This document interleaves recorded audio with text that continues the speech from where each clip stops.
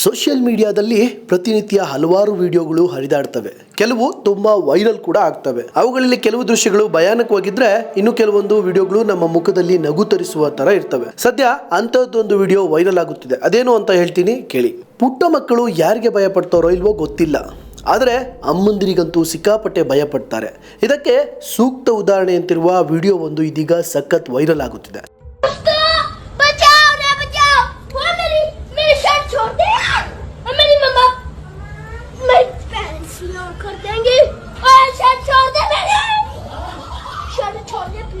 मेरी मम्मा डांटेंगी। मेरी मम्मा मेरा चुकना चूर कर देंगे, छोड़ दे प्लीज। ಬಾಲಕನೊಬ್ಬ ಶರ್ಟ್ ಬಿಟ್ಬಿಡೋ ನಮ್ಮಮ್ಮ ಬೈತಾರೆ ಎಂದು ಹುಲಿಯ ಮುಂದೆ ಗೋಗರೆದಿದ್ದಾನೆ. ಮೃಗಾಲಯಕ್ಕೆ ಭೇಟಿ ನೀಡಿದ್ದ ಈ ಪುಟ್ಟ ಪೋರ ಹುಲಿರಾಯನನ್ನು ಹತ್ತಿರದಿಂದ ನೋಡಬೇಕೆಂದು ಬೋನಿನ ಸಮೀಪಕ್ಕೆ ಹೋಗಿದ್ದ. ಆ ಸಂದರ್ಭದಲ್ಲಿ ಹುಲಿ ತಟ್ಟನೆ ಆತನ ಬಟ್ಟೆಯನ್ನು ಹಿಡಿದು ಎಳೆದಾಡಿದೆ. ಅಂತಹ ಸಂದರ್ಭದಲ್ಲಿ ಬಾಲಕ ಅಯ್ಯೋ ನನ್ನ ಶರ್ಟ್ ಬಿಟ್ಬಿಡೋ, ನನ್ನಮ್ಮ ಬೈತಾರೆ, ಪ್ಲೀಸ್ ಬಿಟ್ಬಿಡೋ ಎಂದು ಹುಲಿಯ ಮುಂದೆ ಬೇಡಿಕೊಂಡಿದ್ದಾನೆ. ಹುಲಿರಾಯನ ಭಯಕ್ಕಿಂತ ಶರ್ಟ್ ಹರಿದು ಹೋಗುತ್ತೆ ಅನ್ನೋ ಭಯದಿಂದ ಬಾಲಕ ನಿನ್ನ ದಮ್ಮಯ್ಯ ಶರ್ಟ್ ಬಿಟ್ಬಿಡೋ, ನನ್ನಮ್ಮ ಬೈತಾರೆ ಎಂದು ಪರಿಪರಿಯಾಗಿ ಹುಲಿರಾಯನನ್ನು ಕೇಳಿಕೊಂಡಿದ್ದಾನೆ. ಇದೀಗ ಈ ವಿಡಿಯೋ ಸಖತ್ ವೈರಲ್ ಆಗಿದೆ. ಹೀಗೆ ವಿಡಿಯೋ ಮಾಡುವ ಬದಲು ಬಾಲಕನಿಗೆ ಸಹಾಯ ಮಾಡಬಹುದಿತ್ತಲ್ವೇ?